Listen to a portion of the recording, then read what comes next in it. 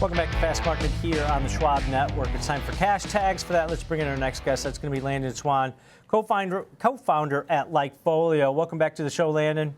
Thank you. Thanks for having me. All right. So do you have any good news on Nike for viewers out there? Because investors have been taking it on the chin for the last few years here in this stock. It just seems like they can't right the ship here, Landon. The good news is the year is almost over. Yes. So that's this year's pain can stop. But 2025 might be more of the same, though. I mean, how many times have we talked about, Nike is going to crush Foot Locker because they're going direct to consumer. They're going right around them. This is going to be terrible.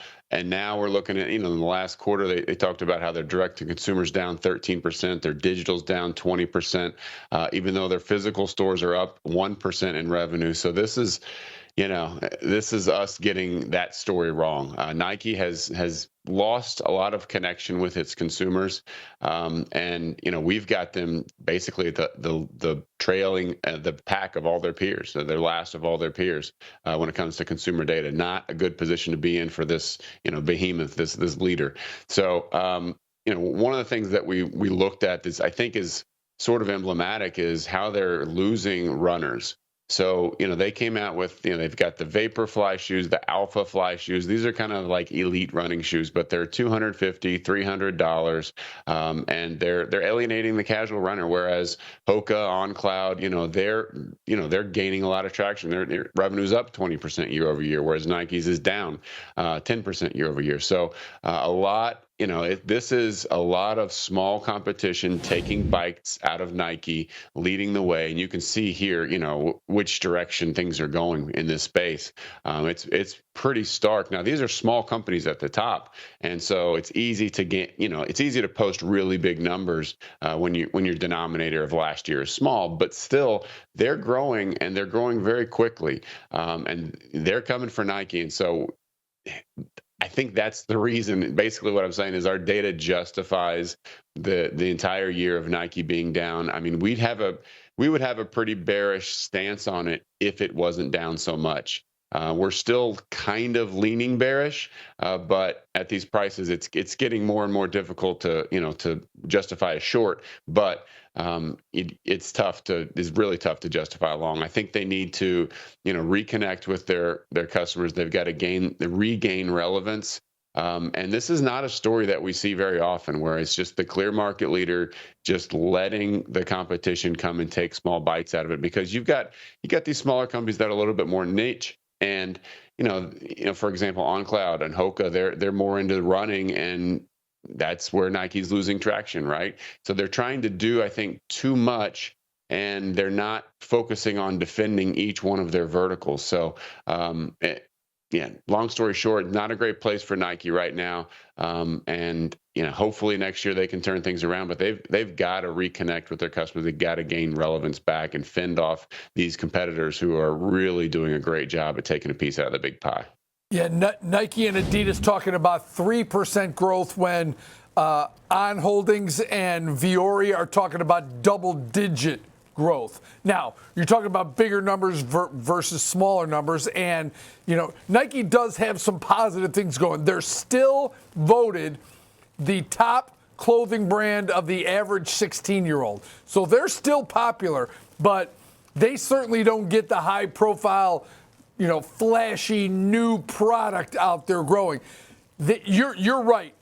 Two areas they need to improve on: running and lifestyle. Lifestyle, probably a Lululemon reference on lifestyle. Running is where they started this company with the waffle trainers. Remember those? And we used to talk about those a lot, but this stock is down 37% in a year. But,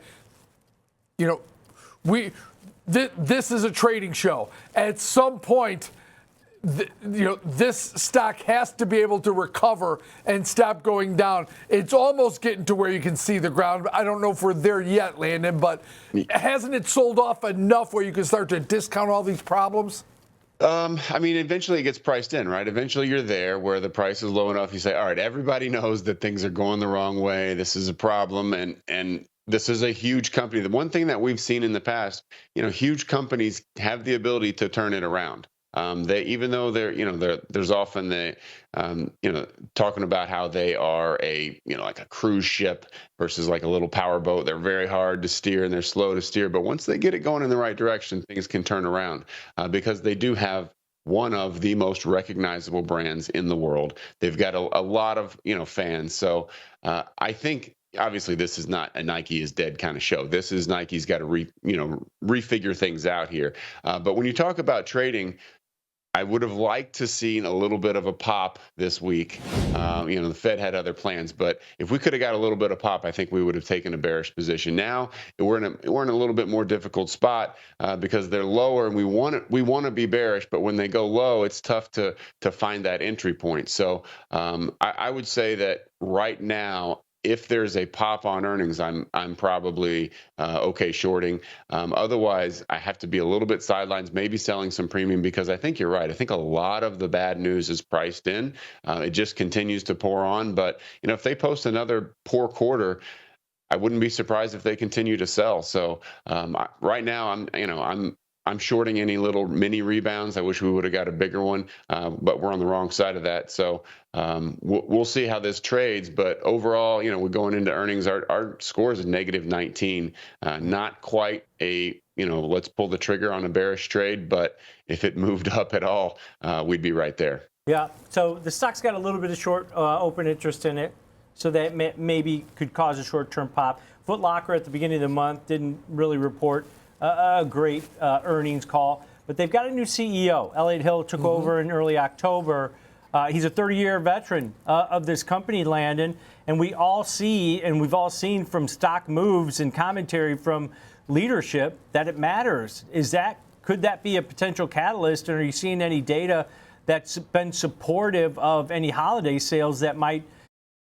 So obviously the jury's still out. We're maybe in the honeymoon phase, but we're going to need to see at least one or two good quarters before we can start singing that narrative. And right now, the data's not in. So everything that we've got is basically expecting more of the same, a continued downtrend in consumer interest, happiness, sales, all of that. But to Kevin's point, a lot of that is priced in. So this is a difficult spot to be in because the stock's so low. But you got to trade it as it is. So if it's me, I might be selling a little bit of premium here. Yep. They did say on last earnings call, Q2 revenue is supposed to be down 8 to 10%. And then China sales have been weak also for this company. So not much going right.